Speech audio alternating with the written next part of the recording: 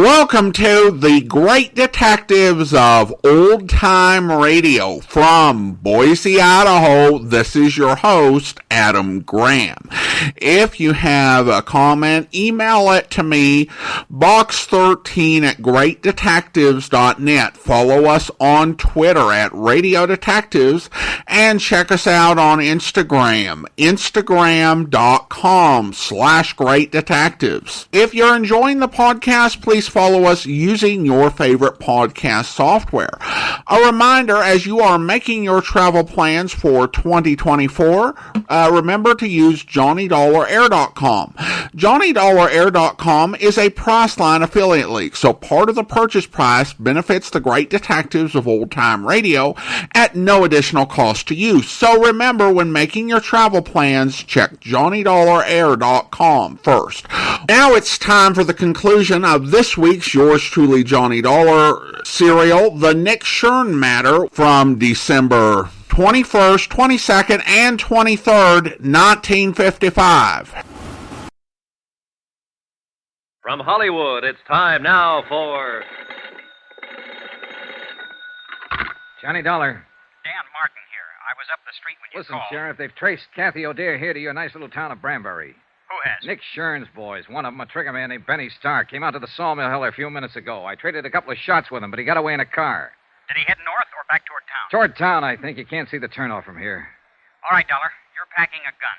Will you take the pickup truck and block that turnoff? Hold it until I can get somebody out there to relieve you? Right. How many deputies you got? Deputies? Uh-oh. What about volunteers? Is this Benny Stark the man Kathy's afraid of? He's one of them. Then I'll have volunteers. 20 men within a half hour, armed with deer rifles. And every one of them a dead shot.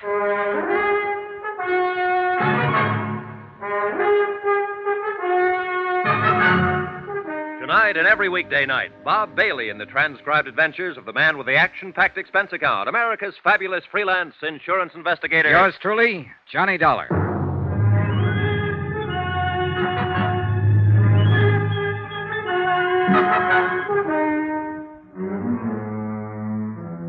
From Special Investigator Johnny Dollar, location Branbury, Michigan, to the Home Office, Tri-Mutual Insurance Limited, Hartford, Connecticut. Assignment, the Nick Shurn matter. Expense account continued.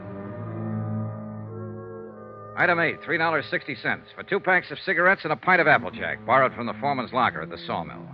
I figured these as standard equipment for holding down a roadblock at 10 degrees above zero. And Mike O'Dare agreed with me 100%. Well, I'll tell you one thing. They can make it out of corn, rye, barley, make it out of gold if they want to. But they'll never come up with anything better than what they make out of apples. Here, have a short one, Johnny. No, thanks. I'll save it for later. Well, I'll just, It's got the taste of Indian summer in it. You ought to see this country around that time of year, Johnny. Breaks your heart, it's so beautiful. Well, it's beautiful now with the snow on.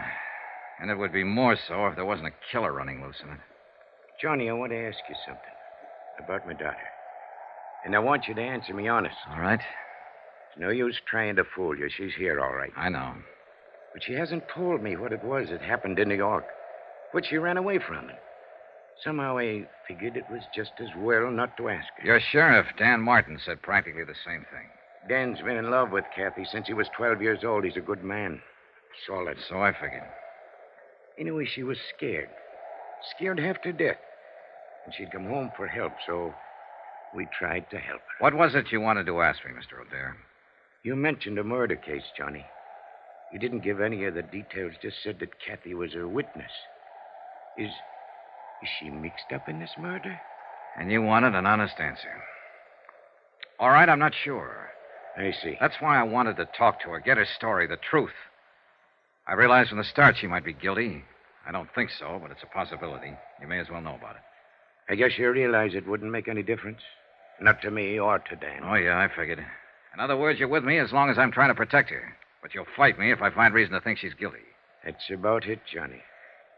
Well, at least we know where we stand. And I hope it won't come to... What's the matter? Car coming. Light on the trees there at the bend. Yeah. You suppose maybe... Probably not, but you can't tell. Better get behind the truck just in case.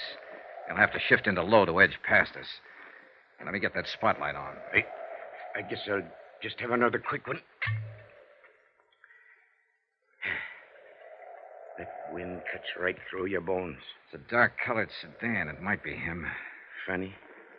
I've been hoping for 2 months that Kathy'd come home for Christmas. And I didn't figure I'd be out here in the woods, hiding behind a truck, waiting to shoot it out with somebody that wanted to kill her. It's a crazy world. Keep your head down, Mr. O'Dare. Yeah. Just the driver by himself, wearing a dark hat. I don't know. You know, that kind of looks like... Huh? Why, golly, it is. What? That's Ted Perkins, old wreck. No doubt about it. And All right, you better wave him out past. He probably thinks we need help. It's all right, Ted. It's Michael there. Go ahead. We don't need anything. Yeah, we're all right. Thanks anyway. Well, there's one thing about people around here. They mind their own business and don't ask no questions. And they don't answer them often either. How's that Applejack holding out?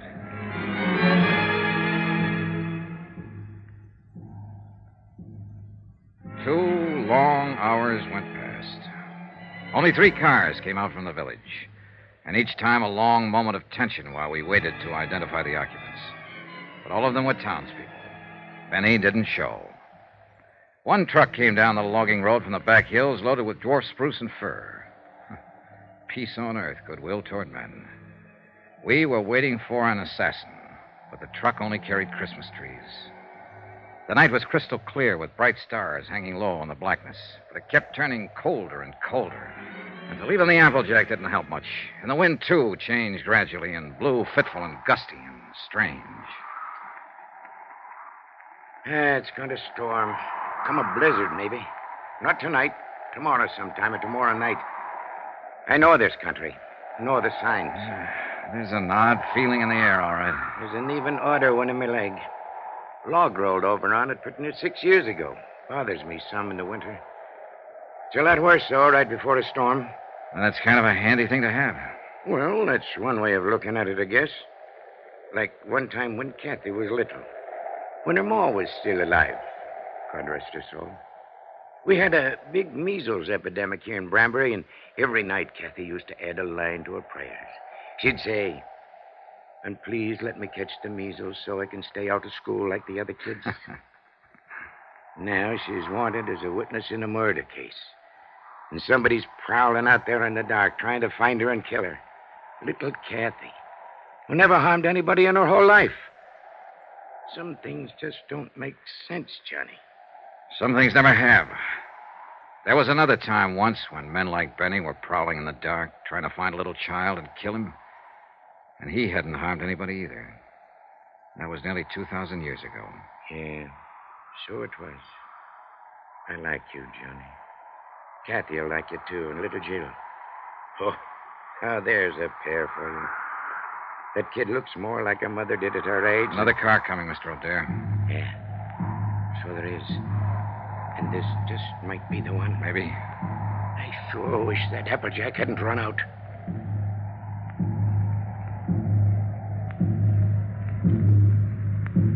But it was only a couple of men Deputy Martin had sent out from town to relieve us and take over.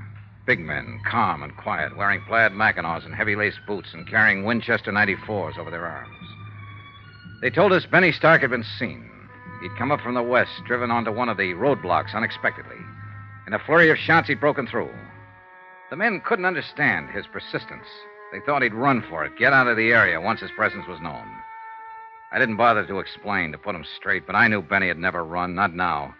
He was a trigger man, a professional killer with a reputation at stake. And he had his orders to silence Kathy O'Dare. A half hour later, we were back in town, turning into the main street around the village square. Strings of colored lights on a tall pine in the center of the square blinked and sparkled as they swayed in the wind. Around 100 cars and trucks were parked in the street and in the lot behind the town hall. And the sound of singing drifted out from inside. They're practicing carols and things for the big doings on Christmas Eve. Ain't it beautiful? The men at the roadblock had given a description of Benny's car and the license number. It was just barely possible. Got something in mind, Johnny? Yeah, let's take a look through those parked cars. I don't know. If it was me, I sure wouldn't be hanging around here. I'd stick to the tall timber. Yeah, but you're not a city boy, Mike. Tall timber is foreign soil to Benny. He's only comfortable when he's close to a crowd. He the fellow that's supposed to have done that murder? No, it was the man he works for, a cafe owner, ex-gangster, a man named Nick Shurn. Let's check that lot around at the side. I don't think he'd show here in front. He'd be taking a big chance showing anywhere. In a town this size, people know each other. It's his job to take chances. And he probably doesn't realize... Wait a minute.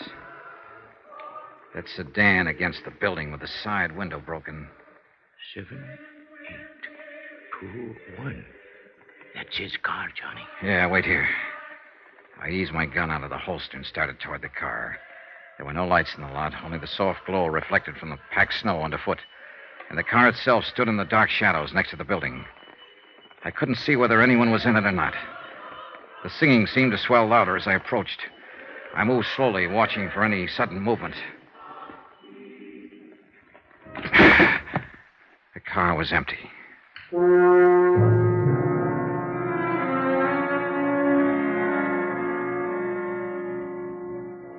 It was time, past time, to talk to Kathy O'Dare. And with the pressure tightening, the danger close to home now, her father was ready to take me to her. We drove over to Dan Martin's house, where it turned out Kathy and her daughter were staying. Dan's mother had been looking after her. Dan was there when we arrived, busy on the phone. Yeah, I know the car all right. The one Jed bought last spring down in Bay City. 7392. Where was it parked? All right, keep an eye out, Charlie. So long. Benny Stark has stole himself another car. Huh? Took Jed Wharton's station wagon. Well, what for?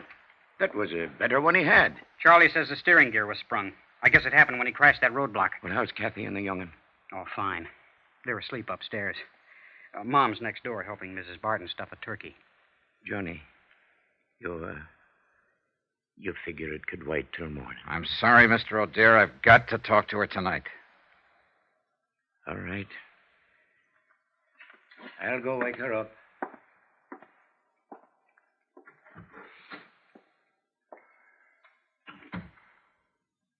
Mr. Dollar, no matter what she's done, don't hurt her any more than you have to. As far as I know at the moment, Dan, all she's guilty of is withholding information. And most people would have done the same thing. Nick Shurn's a rough boy to tangle with. She was scared, that's all. Lost her head.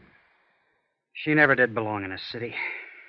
She belongs right here in Branbury. This is her kind of life. Why did she leave? Well,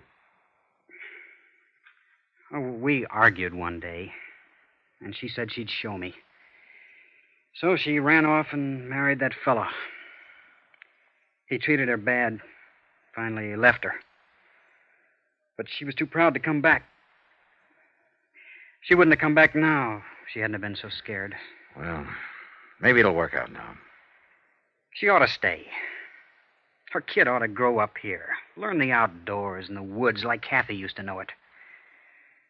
Why, she roamed through those hills like a young Indian. Knew every trail in that forest. Every timber camp and trapper's cabin from here to the ridge. I remember one time the two of us were up toward... Dan! What's the matter? What is it, Mr. O'Dare? You said Jill and Kathy were asleep upstairs. Ain't that what you said, Dan? Of course, that's what I... Mike. What's happened? They're not up there. They're not up there or anywhere else in the house. They're gone.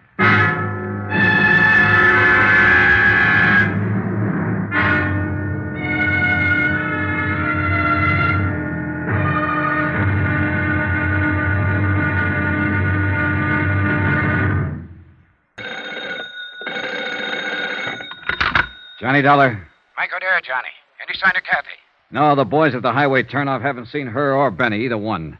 Not a soul out that way in the last hour. What about there at the sawmill? Nothing, Mike. No fresh tracks on the logging road, no sign of her. And the worst thing is it's starting to snow again. Yeah, here in town, too. Dan Martin just phoned. No luck. She hasn't shown up at any of the roadblocks. She's around somewhere, and we've got to find her. We will, Mike. And it's got to be fast, Johnny. There's a blizzard coming up, and that gunman Benny Stark is around, too. Maybe he's already found her. Maybe he even took her from the house, her and Jill both. Maybe she didn't get scared and run. Maybe it was him. Maybe he snuck Mike, in and... stop it. That kind of thinking's not going to help any. Well, what is going to help? I don't know, but I've got a half-baked idea, and I may be right. Stay there at the house. I'm coming back to pick you up. And one thing you can do while you're waiting. What, Johnny? Pray.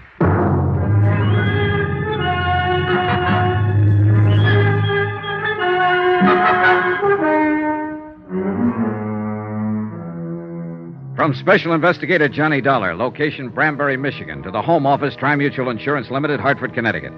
Assignment, the Nick Shurn matter. Or more important, find Kathy O'Dare. Item 12 on expense account, $4.90, a tank full of gas for the county pickup I'd borrowed from Deputy Sheriff Dan Martin. The falling snow was thickening now, and the wind was rising and steadying in the northwest. The night had all the makings of a blizzard. And wherever Kathy and her daughter had gone, we had to find them before it hit.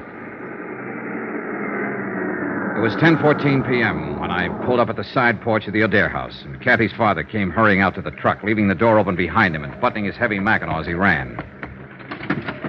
Any news, Mike? Not a thing. All right, get in. Shut the door. Yeah, we'll get a foot of snow before morning, with a zero wind behind it. Now, listen, Mike. I think we can forget any idea that Benny found her and got her out of the house. In that case, she wouldn't have taken your car. He's already got one. I know. I thought of that. And he wouldn't have given her time to dress herself in jail the way she did, with heavy clothes and snow boots. And she wouldn't have taken the rifle. Then what has happened? She knew I'd be there to talk to her sometime this evening. I think she lost her nerve, couldn't face it, decided to run again. Maybe so, but where, Johnny? That's what I want you to tell me. What? No, I don't mean you knew what she was going to do and where she was going to go or Then help how do you think I can tell you? Look, Kathy knew about the roadblocks Dan Martin set up to trap Benny Stark, knew where they were. So if she didn't want to be seen, then naturally she'd avoid them. She couldn't. Not if she wanted to get away, take the highway to Flint or Detroit. She'd have to pass one of them at least. But she hasn't passed any of them, so she's still in this area. And I don't think she ever meant to leave it. But then... Dan Martin said Kathy used to spend a lot of time in the woods when she was growing up. He said she knew every back trail in these hills, logging camps, trappers' cabins. She did. She used to worry the dickens out of me the way she... Yeah. Now, where would she go, Mike, if she wanted to hide out back in the hills somewhere? There's a lot of places. Chippewa Canyon's one. 3 or 4 timber camps abandoned in the winter. Some cabins along the... No, she couldn't make it. There's a roadblock before you get to the turnoff there. It's got to be someplace she could reach without being seen. Well, there's Barker's Flats. But that's 12 miles of a foot trail. She wouldn't try it in this weather, not with Jill along, anyway.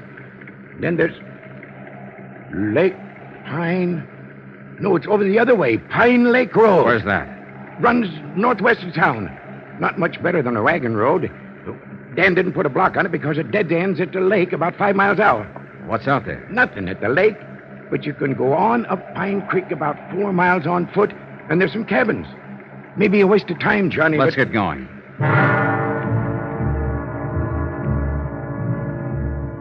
Expense account, item 13, $6.90. 1 dry cell electric lantern, an extra pair of batteries picked up at the Branbury Hardware Company on the way through town. The falling snow, driven by a bitter cold wind, formed a dense curtain in front of our headlights. And from the turnoff all the way up the narrow twisting road to Pine Lake, I had to keep the truck in second gear. There were car tracks in the road, all right, several of them. But they were covered now by the new blanket of snow. And it was impossible to tell whether they'd been made earlier tonight or a week ago. The road ends a couple of yards past this next turn. And we'll soon know. There's 4 or 5 side turnoffs. Clearance where you can park. We'll have to check all of them, I guess. All right. That draw there on the right. That break there in the trees, that's where the Pine Creek Trail starts. Well, we'll swing in it. Mike, I guess we won't have to check those turnoffs. Huh? Is that your car over there under the trees? Yeah. That's it. I left Mike waiting in the cab while I went over to look inside the car. It was empty, abandoned. And there was no note, no clue of any kind to tell where Kathy had gone. I raised the hood and felt the motor block, ice cold. The car had been here for some time. I flashed the lantern on the ground and followed the faint tracks made by 2 pairs of snow boots. They entered the deep draw that led back into the hills, the start of the Pine Creek Trail. I snapped off the lantern and stumbled through the snow back to the truck. What'd you find, Johnny? It's them, all right. They've headed up the trail. I found tracks in the snow. Well, then we'd better get started No, out there. wait. I'll go after them, Mike. You take the truck, go into town, find Dan Martin. Bring help as fast as you can. That storm's getting worse. No, you don't. I know the risk. Starting up that trail with a blizzard coming on. And if you think you're going to protect me by sending Knock me it on... off, Mike. There's no time, and you're wrong. I'm not protecting you. I'm protecting myself. What do you mean? That bum leg of yours. I don't want you on my hands, too, along with the girls. All right, Johnny. I'll go after Dan. And hurry, Mike. I'm depending on you. Yeah. Good luck, Johnny. See you, Mike.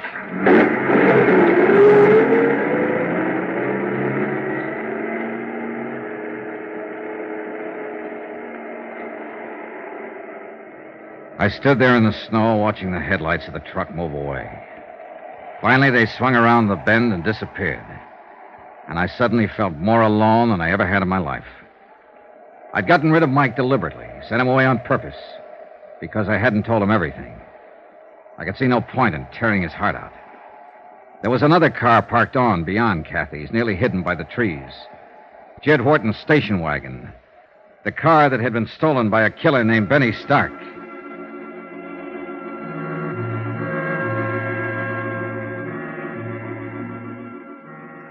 It took me half an hour to cover the first mile, and the storm kept getting worse. The beam of the lantern penetrated a bare 30 feet ahead of me before it was smothered out in the white blackness of the night. After a few hundred yards, the tracks I was trying to follow had nearly disappeared, snowed over and blotted out. I gave up looking for them and stuck to old Mike's description of the trail, following the left bank of the frozen creek. The drifts were deeper down along the creek bottoms, and the going was rougher. But I didn't dare leave it to look for better footing. It was my only landmark. The trail itself was buried. And any man who lost his way tonight and wandered off into one of those side gullies would wander straight to his death.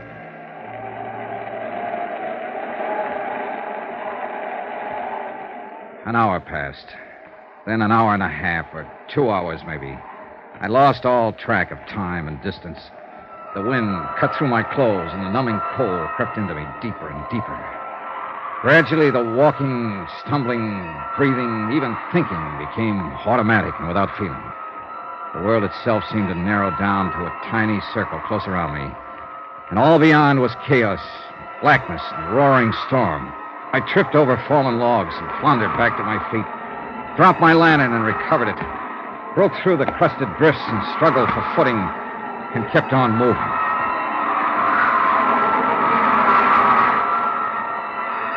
In the weird nightmare of the blizzard, I could hardly recognize reality when I came face to face with it. When the beam from my lantern touched him, crouching by a tree a few yards away. I could barely accept him as being real. He'd been watching my light as I approached, waiting for me. It was Benny Stark with his gun leveled and aimed. Don't be a fool, Benny.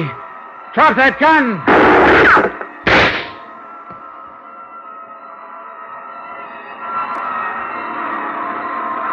A curtain of snow swept between us then, blotting out the sight of him, and I was grateful. I turned and stumbled on into the storm, moving in pitch darkness now, except for the ghostly glow from the snow-covered ground.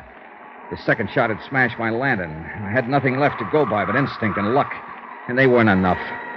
Within 15 minutes, I was hopelessly lost.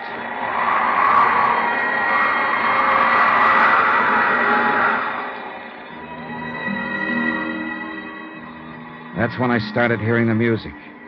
Miles from no place where there couldn't be any music, except inside my head. The cold and fatigue were finally doing their work. I knew the signs.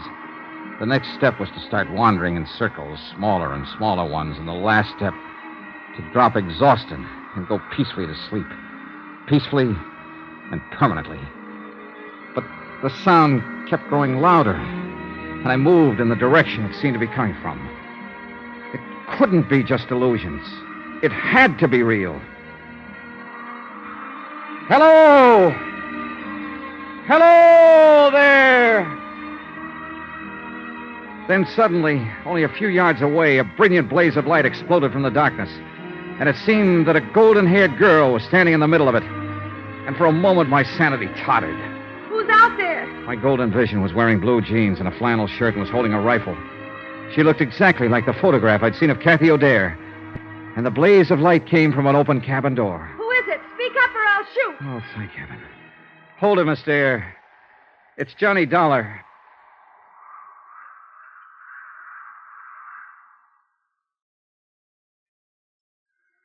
Are you getting warm now? I don't think I'll ever get warm again. You will if you don't move away from the stove a little. The back of your shirt is starting to smoke. Yeah, I thought I was beginning to feel something. How's the firewood? There's plenty. And plenty of food. And a radio. If I hadn't heard that music, I'd have blundered right on past this cabin. Oh, we've got everything. We can hold out for a month if we have to. I hope we have to. What about your daughter? Is she all right? Sure. She's fine. It's a picnic for her. A camping trip. She's sound asleep back there in the lean-to. Dreaming about Santa Claus, I suppose. I wish I could. How did you find me, Mr. Dollar? A hunch. Guesswork. I was born under a lucky star. I wasn't. Oh, I don't know. I think you've been pretty lucky, considering everything. More so than your landlady back in New York. Mrs. Grotler? What do you mean? Betty Stark went to see her. Tried to find out where you were. When she wouldn't tell him, he broke her arm. Oh, no. Oh, the poor woman. Oh, it's a rough game, Miss O'Dare, trying to play it cozy with a mobster like Nick Shurn. You know, of course, that he sent Benny here to find you. He'll have a hard time finding me in this place. He did find you. What? Maybe he followed you from the house or saw you drive through town. Anyway, I ran into him back down the trailer ways. I thought I heard shooting a while ago. You did. He tried to ambush me. He thought he had the drop, and he wouldn't give up. I had to kill him.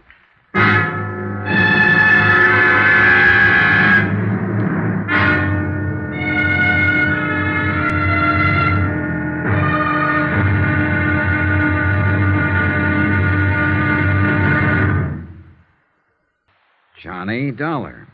Johnny Dollar? Spell it. JOHNNYDOLLAR.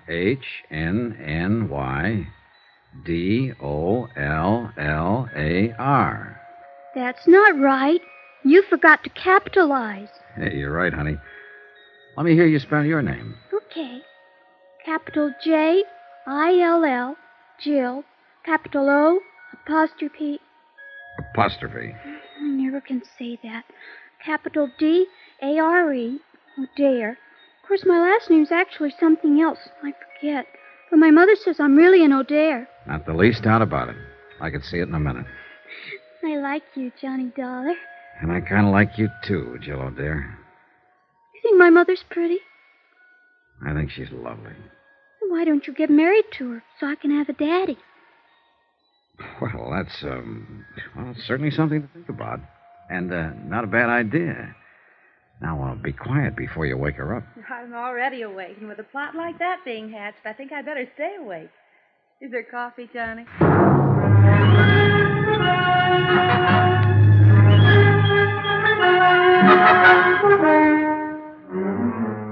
From Special Investigator Johnny Dollar, location, a small cabin in the timber outside Branbury, Michigan.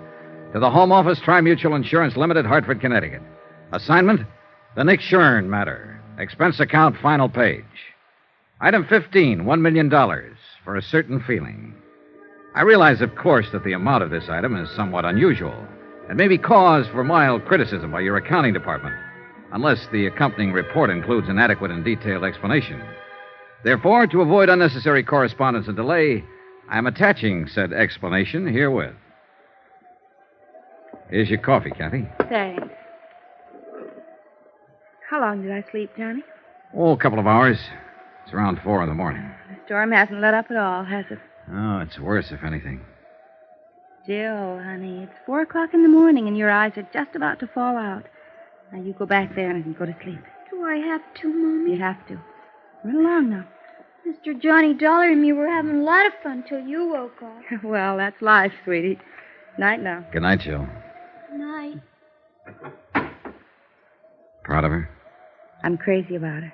That's what you mean. She's a great little girl. She's the only thing I ever did in my whole life that turned out right. That bad, huh? Johnny, it's no good. I know why you're here. I know what you expect from me, and the answer's no. You're jumping the gun. I haven't asked you anything. You will. You haven't done all this for nothing. You're going to ask me to come back to New York and testify against Nick Shurn. I might ask you to tell the truth. Is that just another way of wording it? I didn't see anything, hear anything. I don't know anything about it, and I have nothing to say. So Nick Shurn gets away with another murder. I wouldn't know anything about that. And sooner or later, of course, he'll kill you, too. He sent Benny Stark out to do it, and Benny missed. But he's got other boys, or he might even handle the job himself. Why? By now he ought to know that I'm not going to tell. But there's always that chance you might change your mind. And Nick's a gambler, but he likes the odds on his side. He doesn't take chances. Whenever he can, he stacks the deck. I wish I could help you, Johnny. But I don't know anything about it. I left before it happened. How long have you worked for Nick Shurn? Known him? 2 years. I'm not wide-eyed about him, Johnny.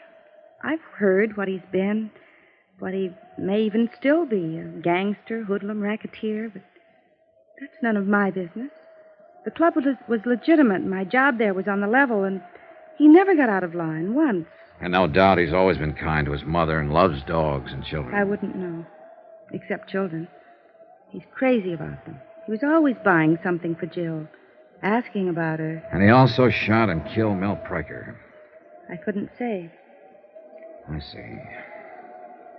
Well, you're letting a lot of people down. People here in Branbury that you grew up with, people that love you, your father, Dan Martin. What have they got to do with it? You know, it's a great country up here. I'd like to spend more time in it. And it's big country, big and beautiful and dangerous, like that blizzard outside there. It's not the kind of country that turns out cowards. Cowards? Your father said something yesterday, that some people belong in cities and some don't, and that you're one of the second kind. He was right. The city's made a coward of you. You don't understand. And they know it, old Mike, Dan, all of them. Of course, they'll never mention it. But you're letting them down, and they know it. And you know it, Kathy. They don't have a daughter to think of. It's not her fear we're talking about, it's yours. All right, I'm scared. I've got reason to be. It's easy for you to talk. You don't know what fear is, what it can do to you. I don't. It can push you and drive you and make you do things you hate yourself for. And it can destroy you. How would you know?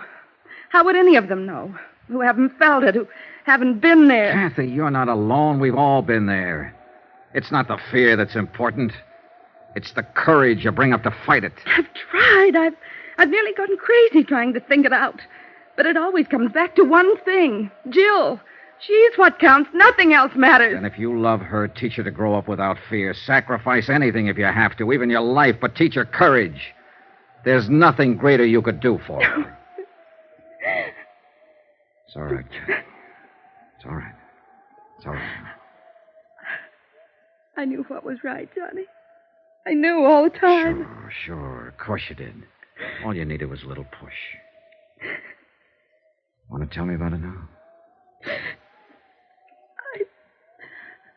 I was there at the club that night. When it happened, I stayed after closing. I had some presents for Jill, and I wanted to wrap them before I took them home. Nick and Mel Pryker were upstairs in the office. Nick was there? Yes. I could hear them arguing. They didn't know I'd stayed, and then... Go on. I heard Mel yell out. He said, "No, Nick, no." And then I heard the shots. Yes?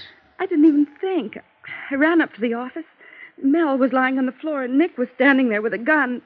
He told me to get out and to keep quiet if I wanted to keep on living. That's it, huh? Yes. Will you make a statement to the police, testify at the trial? Yes. Oh, good. Will you help me, Johnny? Will you stand by me? You know I will. You've got to, because I'm scared. I'll be scared all the way, but I'll do it if you'll help me. I'll help you, Kathy, all the way. Why don't you curl up here and get some sleep? Come on. Maybe now I can sleep. It's going to be all right. Thanks, Johnny, for giving me the push. Oh, sure, honey. You know something, Johnny? I'm with Jill. I like you, too. She went to sleep with her face against my chest. And after a while, little Jill came tiptoeing in and curled up on the other side. And I sat there holding them both, thinking and waiting for the dawn. So that's what I mean about $1 million feeling. True, it wasn't my little girl, or my big girl either. But for the moment at least, well, that item still goes. I'll still tag that feeling at $1 million. And I was sorry when the storm was over and a rescue party came out from town. Because I felt I'd had one moment in a lifetime that I'd never find again. Good King Wenceslas looked down on the feast of Stephen when the snow lay round about. The big event of the year in Branbury was the Christmas Eve show in the town hall. There was music and a pageant and singing, and everybody took part in it, from the youngest kid in town to the toughest old grizzled lumberjack from the back hills. Jill was in the children's chorus, and old Mike was to operate the spotlight, so they went on ahead. I took Kathy. And since she wasn't quite ready to face people yet, we made a point of getting there late. I didn't care when we got there, as long as I was with her. We slipped in quietly and took seats at the back of the room. The string group from the high school orchestra was playing, and no one noticed us. Not even old Mike, Kathy's father, who was working the spotlights. I hope Jill does all right. She hasn't had any time to practice with them. Oh, she'll do all right. We'd been there about 10 minutes when somebody else came in and slid into the one seat between us and the door. I didn't look around until I felt Kathy stiffen beside me. Oh, no. It was Nick Shurn. Nobody gets excited now or makes any sudden moves. We just sit here quiet like. He slid his hand over to feel inside my coat under my arm. Now packing around, huh? Perfect. I'd left my gun at Kathy's house. Old Mike had been dubious about it, but with Benny dead, I'd seen no reason to carry it. And after all, it was Christmas Eve. All right, now we're going to ease out of here now without attracting no attention from anybody. You're crazy, Nick. You're crazy. Shut up. And just don't forget one thing, now. I'm not holding this gun on you. It's aimed right at the middle of Kathy's back. Let's go. Johnny. No choice, Kathy. Come on. The back of the room was dark. Nobody paid any attention. Somebody was always leaving or coming back in.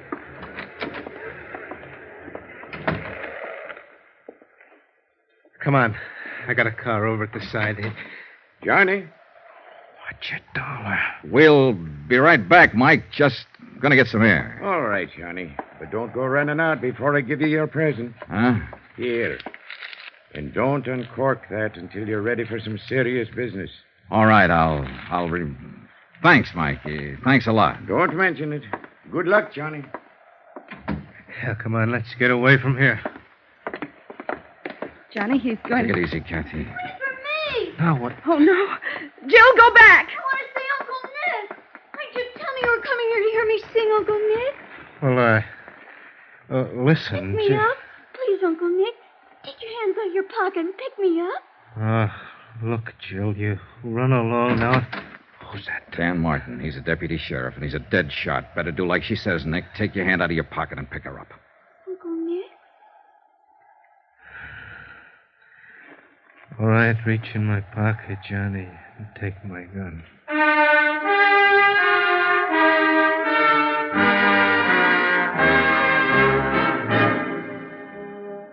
Later, Kathy and I walked around outside.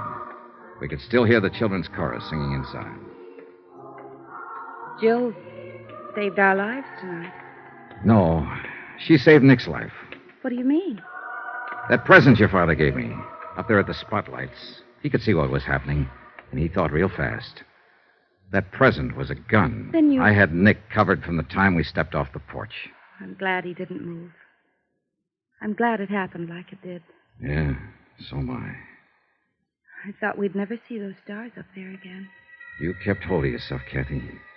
You showed a lot of courage. No. But maybe I can learn to show it. I was just thinking, Johnny, looking at the stars up there. There was fear in the world then. 2,000 years ago. And he had courage.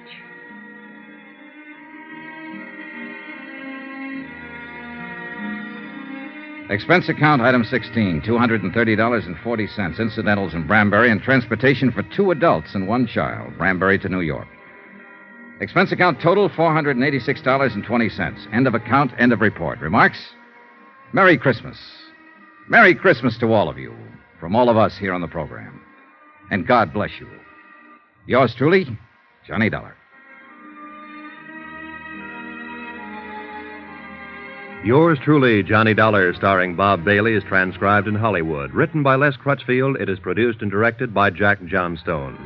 Heard in this week's cast were Virginia Gregg, Peggy Weber, Don Diamond, Ben Wright, Jack Kruschen, Barney Phillips, Sam Edwards, and Ken Christy. Musical supervision by Amerigo Marino.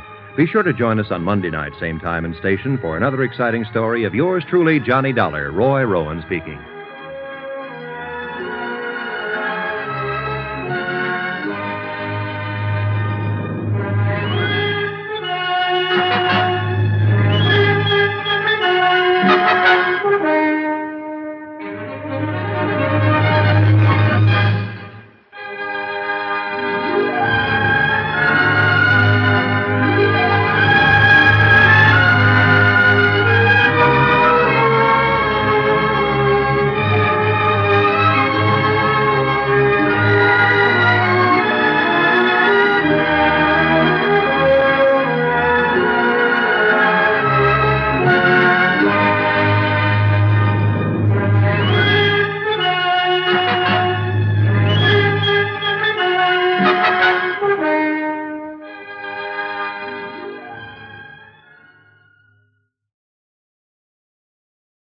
Welcome back. Well, I'll be honest, this is my all-time favorite Yours Truly Johnny Dollar serial, and there's so much to talk about on this one.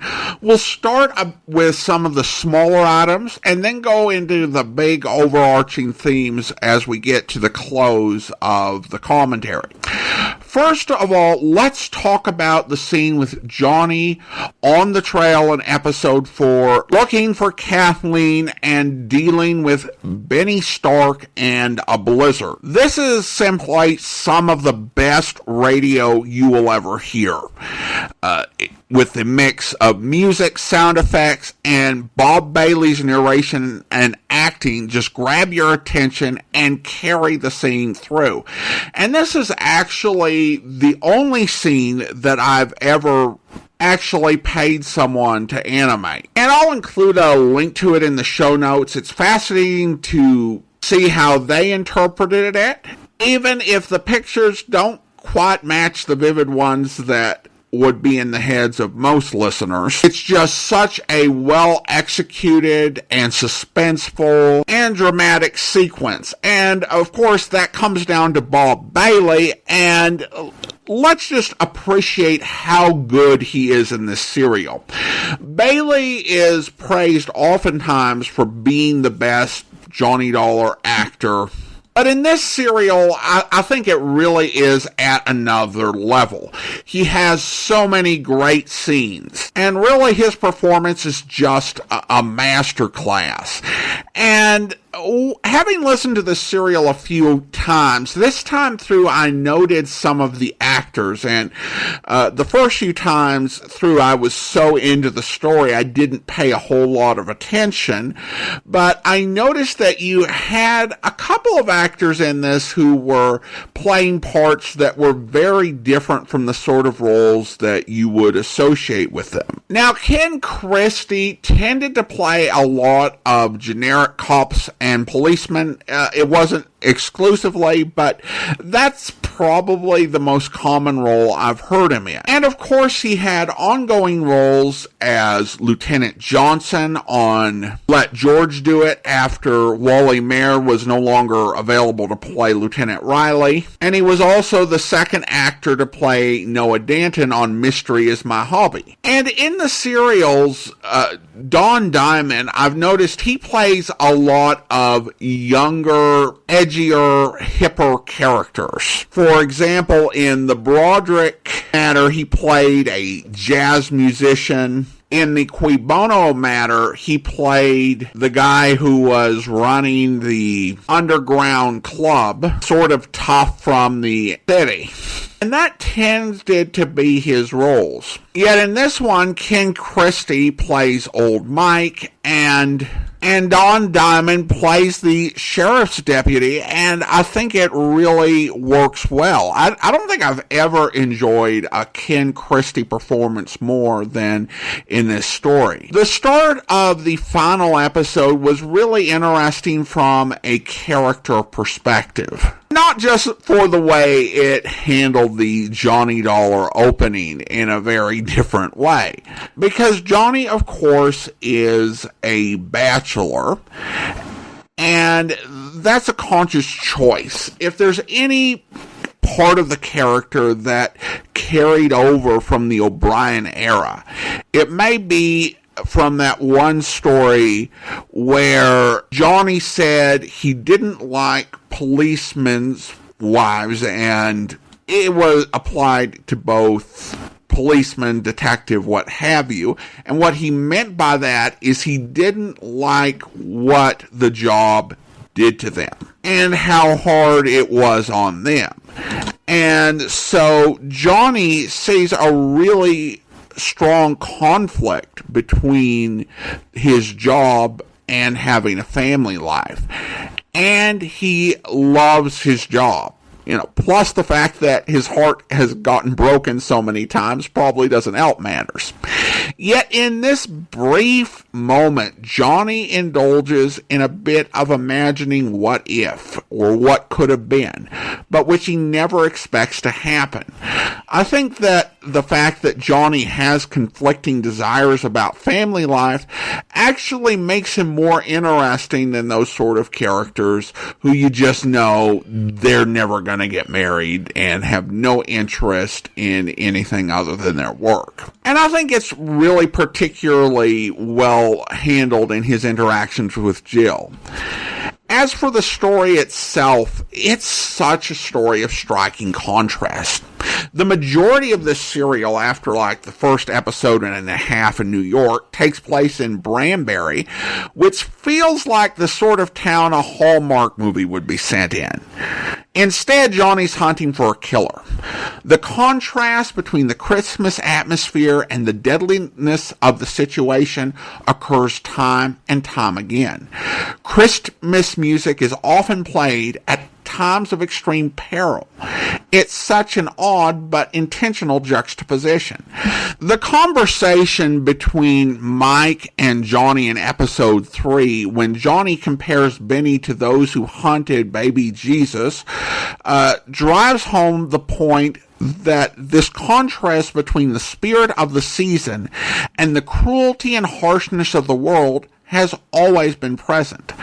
I think there can be a view that Christmas, with its joy and hope and peace on earth, really can only fit into a sort of idyllic place, a sort of fantasy, because reality is far harsher. Because the more we look at the world and all that goes on, the more Christmas and all of its themes can seem out of place. Yet one of the big themes of this episode is that evil in the world and Christmas have always coexisted, and so they coexist in this story.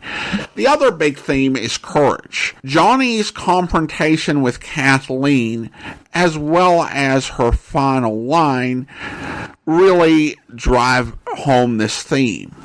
And the idea that fundamentally Christmas is about courage. It takes courage to celebrate peace on earth and goodwill toward men in the face of all the evil and heartache in the world. To do the right thing in your life all the year round, no matter how fearful the consequences might be. And it explores this idea through the Christmas story in what I think is a really effective way.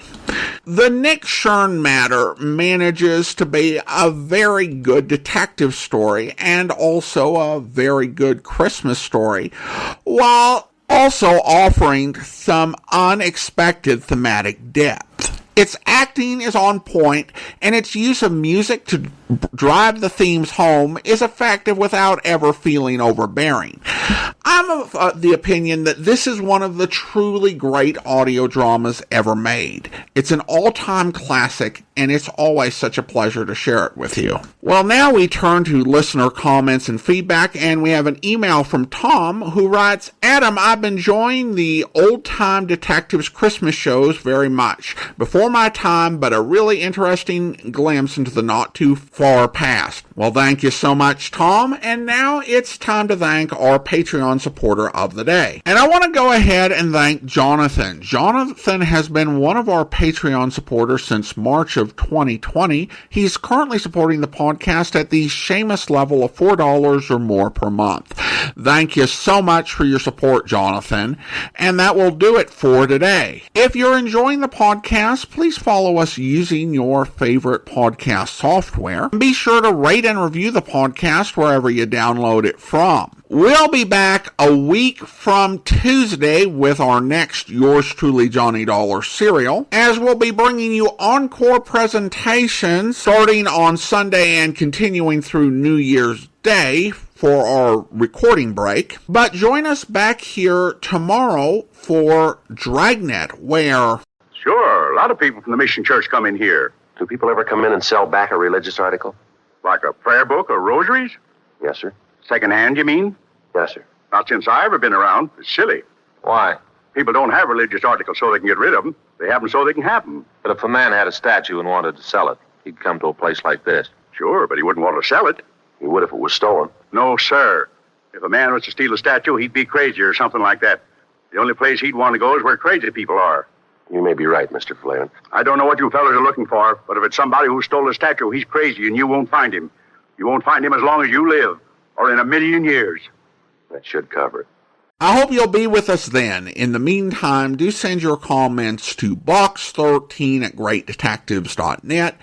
Follow us on Twitter @Radio Detectives and check us out on Instagram, instagram.com/Great Detectives. From Boise, Idaho, this is your host, Adam Graham, signing off.